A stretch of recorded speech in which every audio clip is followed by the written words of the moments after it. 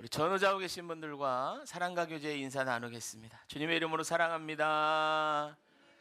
주님의 이름으로 축복합니다.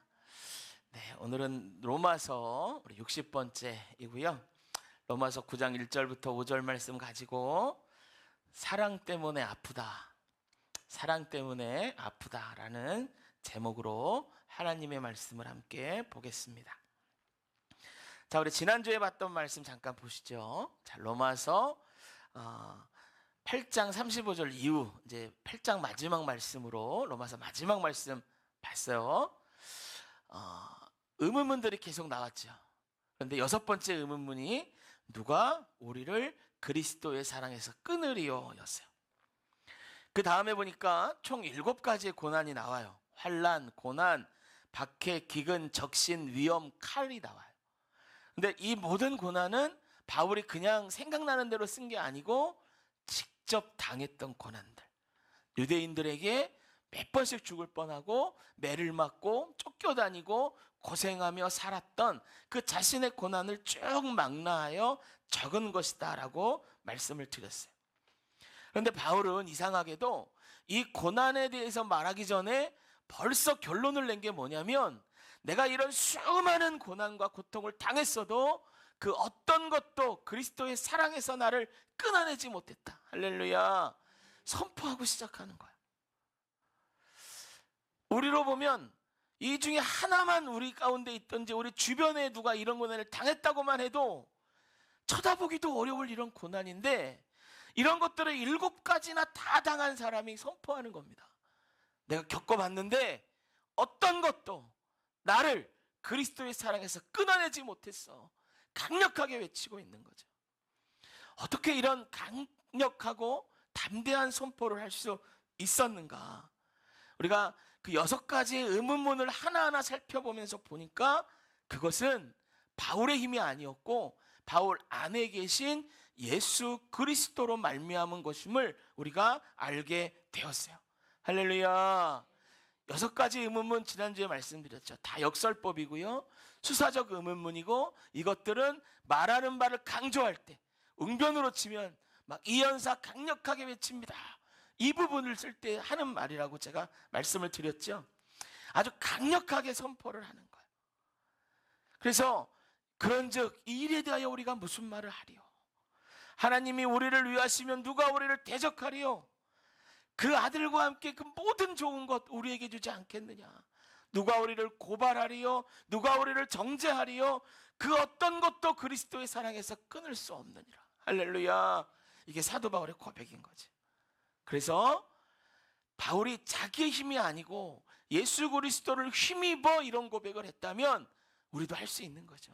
왜냐하면 우리 안에도 같은 예수님 계시고 성령으로 우리와 동행하시고 늘 우리와 함께 하시기 때문입니다. 할렐루야. 그래서 지난주에 8장을 마무리하면서 이런 놀라운 고백을 하고 간증하는 삶을 사는 저 여러분이 되자는 말씀을 같이 나눴습니다. 할렐루야. 자, 오늘 이제 9장인데요 9장 말씀 우리가 함께 볼 텐데, 여러분 8장은요 마지막 부분까지 이렇게 쭉 우리가 보면서 마지막 부분에 와서 바울이 마치 환희의 창가를 부르듯이, 선언문을 낭독하듯이, 웅변을 하듯이 아주 우렁차게 강력하게 그 마음 가득한 감격을 선포했어요. 그게 8장의 마무리입니다. 그런데 9장으로 넘어와서는 전혀 다른 온도차를 가지고 이야기하기 시작합니다. 환희와 감격으로 8장을 외치던 바울이 9장으로 넘어오자마자 뭐라고 말하냐면 자기 안에 슬픔과 고통이 있다라고 말하는 거예요. 아니요, 무슨 고통, 어떤 그 아픔이 있나? 그 이유를 보니까 1절부터 3절에 그 이유가 나오는데요, 여러분 한번 보시겠어요? 1절부터 3절. 자, 한번 이 부분만 같이 한번 읽어보죠. 1절부터 3절 같이 읽습니다. 바울이 왜 아픈가 말이에요. 8장에서 그렇게 환희에 찬 찬가를 부르던 바울이 왜 9장에 와서는 내가 아프다, 내 고통스러워, 왜 그런 말을 했나? 여러분 이거 생각하면서 1절부터 3절 읽습니다. 시작. 내가 그리스도 안에서 참말을 하고 거짓말을 아니하노라. 나에게는 큰 근심이 있는 것과 마음에 그치지 않는 고통이 있는 것을 내 양심이 성령 안에서 나와 더불어 증언하노니 나의 형제 곧 고륙의 친척을 위하여 내 자신이 저주를 받아 그리스도에게 끊어질지라도 원하는 바라. 할렐루야. 얼마나 고통이 심한지 그건 그치지 않는 고통이래요. 근데 여러분, 원인이 뭡니까? 누구 때문에 그래요?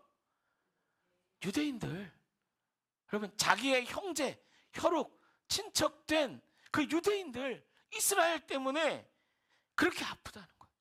그렇게 고통스럽다는 거예요.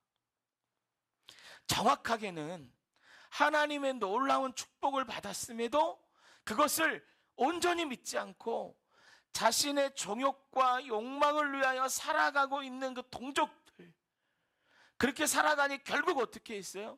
예수님을 받아들이는 게 아니라 예수님을 전하는 사도 바울 같은 사람을 핍박하는 자리에 설 수밖에 없게 되더라는 거예요. 그런 동족들을 생각할 때 그에게는, 바울에게는 너무 아픔이 있고 고통이 있다, 그렇게 얘기합니다. 자기의 아픔을요 이렇게 토로한 그 바울이 4절 5절에 가서는 너희 유대인들이 누구냐 말이에요. 너희 유대인들이 누군데 그런 자리에 서 있냐라고 말하는 것처럼 유대인들이 누군가에 대해서 4절과 5절에 대해서 말하는데, 5절에 말하는데요, 이 9절 전체는요 유대인들에게 하는 말이에요. 그래서 듣고 있는 유대인들에게 4절 5절을 말하는 거예요. 자, 우리 바울의 그 답답한 마음을 여러분 가지고 듣고 있는 유대인들에게 한번 4절과 5절 한다라는 마음으로 한번 읽어봅시다. 4절과 5절 같이 한번 읽어볼게요. 시작. 그들은 이스라엘 사람이라. 그들에게는 양자됨과 영광과 언약들과 율법을 세우신 것과 예배와 약속들이 있고 조상들도 그들의 것이요 육신으로 하면 그리스도가 그들에게서 나셨으니 그는 만물 위에 계셔서 세세에 찬양받으실 하나님이시라. 아멘. 너무 답답한 거야. 너희들이 누구냐? 바로 이런 사람들이. 너희들이 하나님께 어떤 축복을 받았냐? 바로 이런 축복을 받았다는 거야. 여러분, 바울이 말하는 이 8가지의 축복은요 하나하나 우리가 집어서 묵상해 보면 정말 놀라운 축복이에요. 다른 민족은요 근처에도 갈 수 없는 축복입니다. 먼저 양자됨에 대해서 말해요. 우리 8장에서 양자됨에 대해서 제가 다 설명드렸죠. 이 하나님의 자녀가 원래 아니었는데 하나님의 자녀가 된 축복을 원래 누렸던 사람들이 누구냐? 유대인이라는 거예요. 그들이 봤던 영광은요 우리처럼 하나님의 임재를 느낌으로 아는 게 아니에요. 그들은 눈으로 봤어요. 시내산에서 임재하시는 하나님의 그 영광, 슈카이나 영광이거든요. 머무는 영광이에요. 그들과 함께한 그 영광을 눈으로 봤고 그 눈으로 본 영광 가운데 그들이 있었다고요. 그들에게는 언약들이 있었어요. 여러분, 아담, 노아, 아브라함, 모세, 다윗에게 언약을 주셨는데 아담에게는 최초의 축복이 주어져요. 생육하고 번성하라. 노아를 통해서는 깨어진 축복을 다시 한번 봉합하여 그 축복을 다시 한번 줍니다.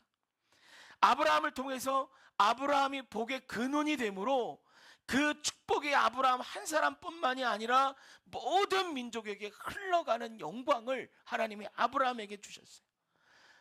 축복이만 확장되는 거예요. 모세를 통해서 율법의 축복을 주셨죠. 하나님 백성으로 어떻게 살아가야 되나 하나님이 이 율법을 통하여 이스라엘 백성에게 친히 알려주셨어요. 율법을 세우셔서 하나님 백성 되는 복을 주시고요. 여러분, 예배는 뭐냐면 예배는 우상을 믿는 사람과 하나님 백성을 구분하는 구별법이 예배입니다. 예배를 통해서 우리가 뭘 외치냐면 내가 섬기는 분은 하나님입니다. 삶으로, 예배로 그걸 증거하는 거예요. 그게 예배입니다. 그러니까 그 당시에 우상을 숭배하던 다른 민족과 다르게 하나님을 예배하는 민족이 이스라엘이었다. 그것은 내가 하나님의 민족임을 예배를 통하여 계속 선포했다라는 걸 말해요. 여러분, 약속에 대해서 나오는데요, 아까 언약에 대해서 말했죠. 언약은 나라에게 주신 거예요. 그래서 믿음의 조상 아브라함이나 모세나 이런 사람들에게 준 나라에 준 건 언약이라고 말하고, 약속은 뭐냐? 개개인에게 주신 거예요. 큰 언약을 주셨지만 하나님은 이스라엘 백성 개개인을 축복하셨다는 거예요. 여러분, 믿음의 조상 그 야곱의 12아들들에게 준 그 축복을 한번 묵상해 보세요. 이건요 정말 입이 딱 벌어질 만한 놀라운 축복, 그 약속을 주셨단 말이에요. 그리고 그들에겐 조상들이 있는데, 제가 아까 말씀드린 모든 사람들 다 우리는 믿음으로 아브라함이 우리 조상 됐지만, 이스라엘 백성들은 혈통으로 아브라함이 조상이에요. 놀라운 축복. 그리고 여러분, 이 축복의 마침표 5절 한 번 더 볼까요? 우리가 자, 조상들도 그들 것이요 라고 하고, 그 이후에 육신으로는, 이 부분 우리가 한 번만 더 읽읍시다. 이게 얼마나 큰 축복인지. 육신으로는, 시작. 육신으로 하면 그리스도가 그들에게서 나셨으니 그는 만물 위에 계셔서 세세에 찬양받으실 하나님이시니라. 아멘. 육신으로 그리스도가 여러분 유대인으로 나셨어요. 다른 민족이 아니고 유대인으로 나셨어요. 축복의 마침표입니다. 이것보다 더 큰 축복이 어디 있어요? 예수님이 그들 동족이라는 것은요, 바울이 로마서를 쓴 그때만 해도 이런 사람들이 있었다는 거예요. 예수 그러면 나랑 사돈의 팔촌이야. 우리 옆집 살았어. 같이 양고기도 구워 먹고, 우리 삼촌이 그러는데 같이 멱도 감고 같이 놀았대. 이런 말한 사람들이 있다는 거예요. 동족이라는 게. 여러분, 이웃에 산 사람들이 있다는 거예요. 우리 같은 이방인이 듣기에는 입이 쩍 벌어질 만한 축복이지. 이 모든 축복이 다 단 한 민족, 누구에게 주어졌나? 유대인에게 주어졌다. 유대인에게. 그런데 지금 유대인들의 모습이 어때요? 그 축복을 믿고 그걸 온전히 누리고 있습니까? 그렇지 않다는 거예요. 하나님을 알고 믿는다고 하지만 말과 행동하는 것을 보면 전혀 믿지 않고 있고, 믿는다고 하지만 여전히 예수 믿는 자를 핍박하고 있고, 하나님과 맺은 언약과 약속을 잘못 해석해서 온전한 믿음 가운데 나올 수가 없는 지경이 되었다는 거예요. 그러니 여러분, 어떻게 유대인들이 하나님의 약속으로 올바로 믿고 그 믿음 안에서 축복을 누릴 수가 있겠어요? 유대인의 상태가 그런 상태가 아닌 거. 바울이 이걸 너무 잘 알아요. 그러니까 너무 마음이 아픈 거야. 난 아프다. 너무 아프다라고 말하는 거야. 여러분, 이 믿음이라는 게요, 하나님이 주신 축복이라는 게 이런 거예요. 믿으면, 믿고 나아가면 그것을 누리면서 살지만, 믿지 않으면 거기서 끝납니다.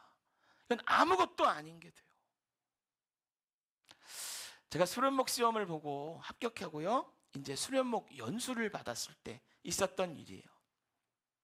수련목은 감리교회에서 목사가 되기 전에 3년간 이렇게 목회자 수련을 받는 사람들을 선발하는 곳이거든요. 이 시험을 이제 교단에서 이제 치릅니다. 그러면은 합격자들이 다 이제 모여가지고 2주간 연수를 받아요. 이 연수 기간 동안 교단에서 수련목을 합격한 사람들을 위해서 엄청난 투자를 해요. 지금도 그런지는 모르겠지만 제가 수련목에 합격하고 연수 받을 때는요, 와, 정말 이렇게 좋은 교육을 시켜주나? 감리교단에서 막 이런 자부심이 들 정도로 엄청나게 좋은 일들을 많이 시켜줬어요. 가면은요, 체육복을 다 나눠줘요. 좋은 체육복을 다 나눠주고, 막 성경책을요, 새 거를 줘요. 비싸잖아요. 근데 우리 신학생들 얼마나 성경책 귀해요? 그럼 막 찬송가랑 같이 있는 가죽으로 된 거, 막 그거를 하나씩 다 줘요. 막 그거를 막 다 하고, 밥은 또 여러분 얼마나 잘 나오는지. 와, 밥을 너무 잘 나오고요. 교단에서 막 그 이름 난 유명하고 은혜로우신 분들이 다 오셔서 한 강의씩 맡아서 강의를 다 해주시고, 또 특강을 하는데, 특강을 하는 강사가 누구냐면 삼성 같은 대기업에서 신입사원을 교육하는 분이에요. 그런 분이 오셔가지고 막 다 강의를 해주셔요. 2주간 이렇게 막 경건회도 하고 기도도 하고 또 여러 가지 강의도 듣고 영적으로 너무 풍성하고 너무 좋은 시간을 보냈어요. 제가 그렇게 교육을 받는데 이 교육을 받던 중에 이 교육을 총괄하시던 총무 목사님이 있거든요. 본부에. 그 목사님이 단에 올라오시면서 이렇게 말씀하시는 거야. 뭐라고 하셨냐면, 여기서 교육을 받고 있는 여러분은 교단에서 주관하는 고시를 통과한 사람입니다. 막 이러면서요. 여러분은 우리 감리교의 미래고 감리교를 이끌어갈 인재들입니다. 막 이러는 거예요. 제가 그 말씀하셨던 그 총무님 표정이 아직도 기억나요. 뭔가 결의에 차고 감격스러운 표정으로 이런 말씀하셨거든요. 그런데 이 말씀을 듣던 저를 포함한 우리 수련목 모두가 어떤 반응이었냐면요, 다 웃었어요. 그분은 막 감동해서 여러분들은 미래고 차세대의 뭐 지도자입니다 막 이랬는데 우리는 막 웃었어요. 이런 의미예요. 웃음이 뭐냐면, 아유 말도 안 되는 소리 하지 마세요. 무슨 우리가 감리교의 미래고 인재입니까? 그냥 진급해서 목사 한 수 받아야 되니까 수련목 시험 본 거예요. 이런 뜻이에요. 이런 뜻. 그러니까 여러분, 우리 중에 그 누구도 내가 감리교의 미래고 차세대의 이 교단을 이끌어갈 사람이라는 생각을 하나도 안 한 거예요. 그런데 갑자기 총무님이 나와서 그 얘기를 하니까 말도 안 되는 소리 하지 말라는 식으로 실소를 터뜨린 거예요. 그럼 우리들 반응이 막 그러니까 그 말을 하셨던 총무님도 멋쩍어 하시면서 같이 웃고는 단에서 내려왔어요. 근데 여러분, 제가 이 장면이 두고두고 기억에 남아요. 두고두고 기억에 남는 건 이런 이유예요. 총무님이 하셨던 말씀, 우리가 감리교 미래이고 리더고 끌어갈 인재라는 이 말, 여러분 이거 어마어마한 축복이거든요. 그러면 그때 그 자리에서 우리가 아멘 하고 정말 이런 사람이 될 거라는 믿음으로 더 열심히 목회했더라면, 그러면 지금보다 더 좋은 목사, 더 하나님이 기뻐하는 목회자 되지 않았을까, 이런 생각이 드는 거예요. 그런데 여러분, 그 자리에서 아무도 아멘하고 다 웃고 끝났더니 이 엄청난 축복이 없었던 일 같이 되더라는 거예요. 그리고 아무 일도 일어나지 않더라는 거예요. 그래서 제가 그때 알았어요. 아, 믿음이 이런 거구나. 믿으면 그 축복을 누리지만 안 믿으면 끝이구나. 아무리 좋은 축복과 아무리 좋은 약속과 언약이 있어도 안 믿으면 아무 일도 일어나지 않는 거예요. 여러분, 지금 이스라엘 백성들이 그러는 거예요. 이 놀라운 복을 믿지 않는 거예요. 믿지 않을 뿐만 아니라 말로는 믿는다고 하여도 자신의 욕망과 생각대로만 믿지 하나님이 원하시는 대로는 믿지 않아요. 그러니 이 놀라운 축복이 그림의 떡인 겁니다. 그림의 떡인 거예요. 마치 하나님의 구원의 역사, 예수님을 통한 그 구원의 역사에서 유대인들만 비껴나 있는 듯한 그런 상황이 펼쳐지는 거예요. 여러분, 이건 너무 심각한 일이죠. 여러분, 지금 이 유대인들의 태도가 우리가 예수 믿는 태도는 아닌지 여러분 살펴봐야 돼요. 우리가 정말 이 하나님 주신 약속과 축복을 믿고 있느냐 말이에요. 그거를 믿는 사람의 삶을 살고 있느냐 말이에요. 날마다 실망하고 주저앉고 환경에 지고 쓰러지고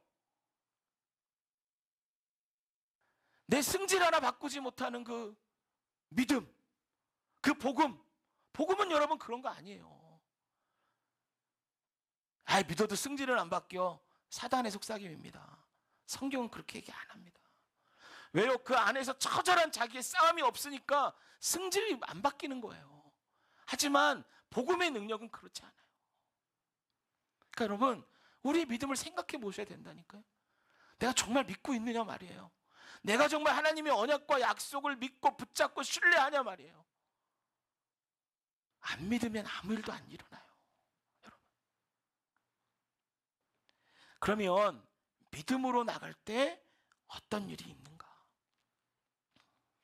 나에게 일어나는 일이 하나님이 하셨다는 걸 믿고 약속을 붙잡고 살아가면 우리 안에 어떠한 일이 일어나는가? 여러분, 지난주에 지구촌에서 가장 큰 이슈 중에 하나가 미국 대선일 거예요. 다 아시죠? 도널드 트럼프가 당선이 됐어요. 미국의 제47대 대통령이 됐습니다. 우리나라 언론들은 미국 그 대선 당일에도 카멜라 해리스가 이길 거라고 얘기했어요. 아니면 박빙의 승부가 펼쳐질 거라고 얘기했어요. 그런데 결과를 열어보니까 트럼프가 1천만 표 이상 이겼어요. 압승한 거예요. 압승. 거의 모든 주에서 트럼프가 이긴 거예요. 한국 언론이 이렇게 헛다리를 짚은 건 이유는요, 미국의 대표적인 좌파 언론이 있거든요. CNN이나 CBS, 이런 미국의 대표적인 좌파 언론의 하는 말을 받아쓰기처럼 그냥 받아서 적어서 이런 참사가 생긴 거예요. 결과는요, 트럼프의 압승이었어요.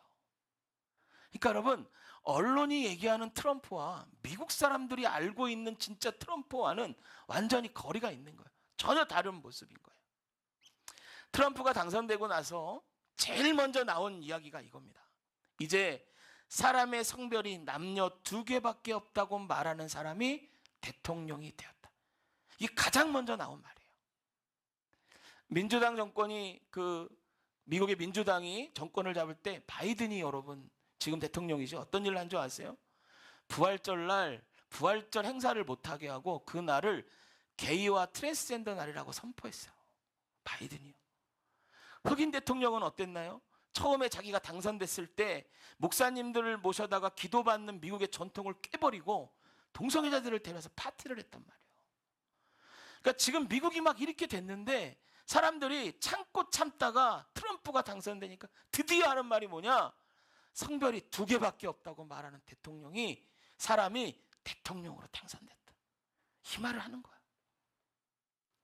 미국에 지금 엄청난 변화가 막 일어나요. 그런데 트럼프가 당선되기 전에 트럼프를 암살하려는 시도가 있었어요. 여러분 다 기억하시죠?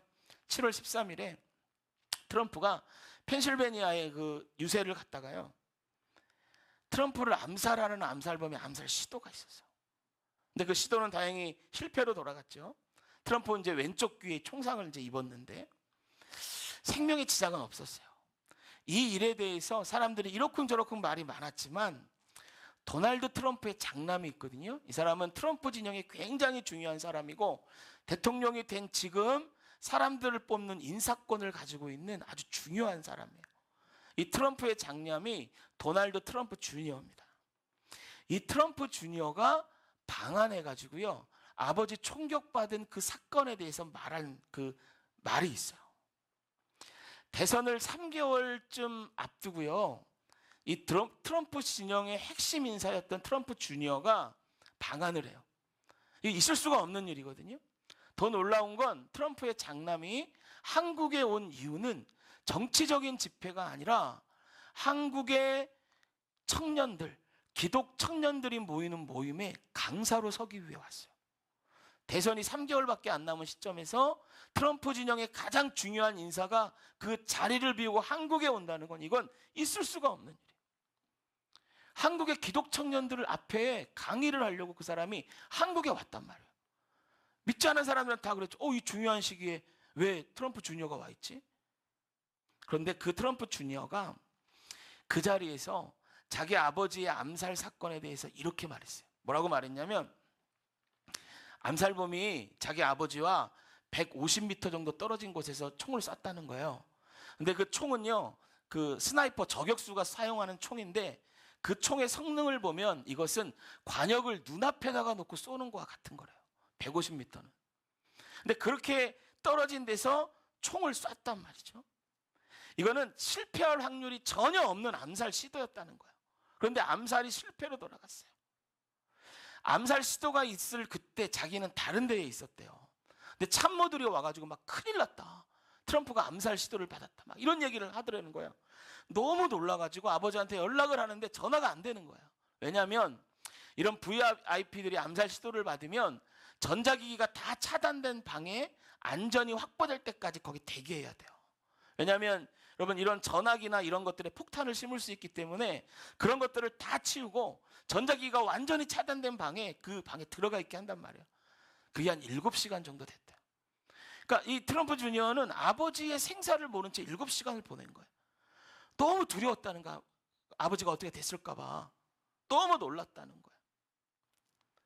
그리고 7시간이 지나서야 아버지가 괜찮다는 확인을 받았대요. 아버지가 너무 무사해서 다행이었다는 거예요.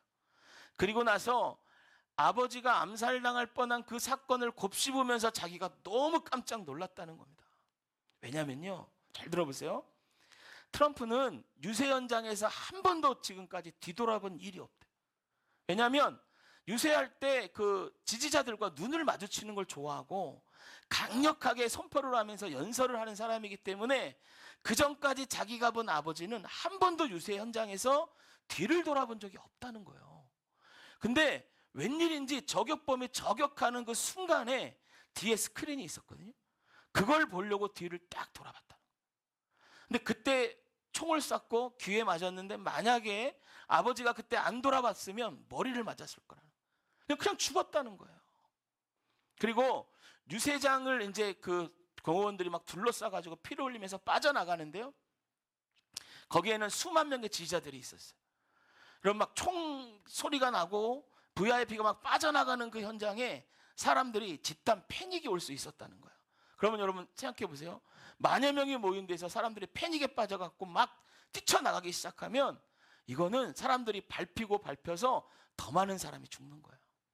그런데 트럼프가 빠져나가면서 그냥 빠져나가지 않고 손을 들고 싸우자, 파이트 외쳤다는 거예요. 그러고 나니까 패닉이 사라졌대요. 그러면서 트럼프 주니어가 뭐라고 한 줄 아세요? 이렇게 말했어요. 이거는 하나님이 살려줬다고 밖에 말할 수 없다. 직접 말한 거예요, 트럼프 주니어가. 여러분, 미국에서 말하면 이거 유권자들 기독교인 표 얻으려고 하지만 그때는 한국 기독 청년들만 있었어요. 그 앞에서 이 말을 했단 말이에요. 그러니까 이건 신앙 고백이에요, 그 사람의. 표를 의식해서 한 말도 아니에요. 그러고 트럼프가 당선되었어요. 트럼프 당선되었을 때 당선장에서 지지자들 그 현장에서 했던 그 짧은 영상이에요.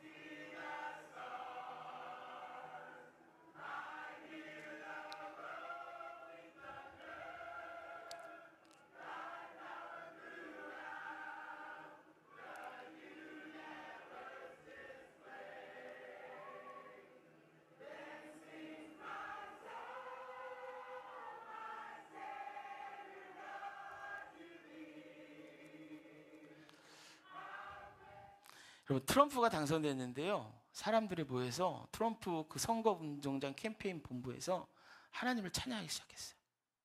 이해가 되세요, 이거? 그리고 트럼프 당선됐죠. 그가 당선되면 이제 당선되고 나서 당선 수락하는 그 연설을 하거든요. 그때 트럼프가 이렇게 말합니다. 뭐라고 말하냐면요. 많은 사람들이 말했습니다. 하나님께서 나를 살려준 이유가 있다고 말합니다. 그것은 조국을 구하고 미국을 다시 위대하게 만들기 위함입니다. 지금 우리는 그 길을 가고 있습니다. 트럼프가 이렇게 말했어요. 그러니까 뭐 저는 트럼프가 막 우리 기독교인의 모범이고 막 하나님이 살려줬으니까 메시아고 막 좋은 사람이다 이 얘기하는 게 아니고 이 일 가운데 역사하시는 하나님을 보라는 거예요. 하나님을. 여러분 어떤 일이 닥쳤을 때 믿지 못하고 하나님을 원망하고 사그러드는 그런 사람과 어떤 일이 있을 때 이건 하나님이 하셨습니다. 믿음으로 붙잡는 사람의 차이가 있다는 거예요, 여러분. 그 차이를 보라는 거예요. 제가 전에 어떤 탈북한 여자분의 간증을 들은 적이 있어요. 그 여자분이 이제 그러더라고요. 북한에서 부모가 없었대요. 친척집을 전전하며 사는데 친척집에 오래 머물니까 친척들이 눈치를 그렇게 주더래요. 그래서 여기저기 옮겨 다니면서 살았대요. 뭐 15살이 되기 전에 자살 시도를 3번이나 했을 만큼의 어려운 삶을 북한에서 살면서 자기를 받아들이지 않고 내쫓는 친척들을 막 저주하고 미워했다는 거예요. 근데 여자분이 탈북해서 복음을 듣고 예수님을 만났어요. 그럼 뭐라고 간증하는 줄 아세요? 내가 예수님 만나고 보니까 나에게 그렇게 눈치를 줬던 친척들이 너무 고맙다는 거예요, 지금은. 왜? 그들이 일주일, 한 달, 하루 그렇게 나를 밥을 먹여줘서 자기가 살았다는 거예요. 그 친척들이 아니면 자기는 죽었을 거라는 거예요. 여러분, 믿음의 고백은 삶의 방향을 바꿉니다. 믿음은 축복을 누리게 합니다. 우리도 이와 같아요. 하나님이 내게 하신 모든 일 주님이 하셨습니다라고 고백하기 시작하면 삶의 다른 쪽이 보여요. 트럼프가 왜 암살이라는 신을 줬습니까? 라고 말할 수도 있는데 살려주신 하나님께 감사하는 거예요. 그러니까 무슨 말을 합니까? 살려주신 그분의 일을 하겠습니다. 이 고백이 되는 거예요. 여러분, 감사는요, 살아갈 이유가 되고 사명이 됩니다. 그리고 약속을 누리는 사람들이 되는 거예요. 그러나 믿지 않으면 거기서 끝나는 겁니다. 믿지 않으면 축복을 누릴 수 없는 거예요. 오늘 사도 바울은 이 자기의 동족들의 모습 때문에, 그 사랑 때문에 아파했어요. 그런데 여러분, 혹시 바울의 이 마음이 저와 여러분을 바라보는 하나님의 마음은 아닐까요? 우리 때문에 하나님이 이렇게 아파하고 계시는 않을까요? 그래서 이제 여러분, 이 말씀을 듣고 좀 고민해 보세요. 내 믿음이 어떤가? 믿고 감사하고 선포하는 여러분 되시기를 축복합니다. 할렐루야. 우리 크게 한번 아멘 합시다. 할렐루야. 여러분, 하나님의 약속을 붙드십시오. 믿으시고 선포하시고 그 약속을 누리며 살아가는 저 여러분 다 되시기를 주님의 이름으로 축복합니다. 축복합니다. 할렐루야. 우리 그렇게 살기 원하시는 분은 두 손 들고 아멘 해봅시다. 할렐루야. 아멘. 제가 잠깐 기도하겠습니다.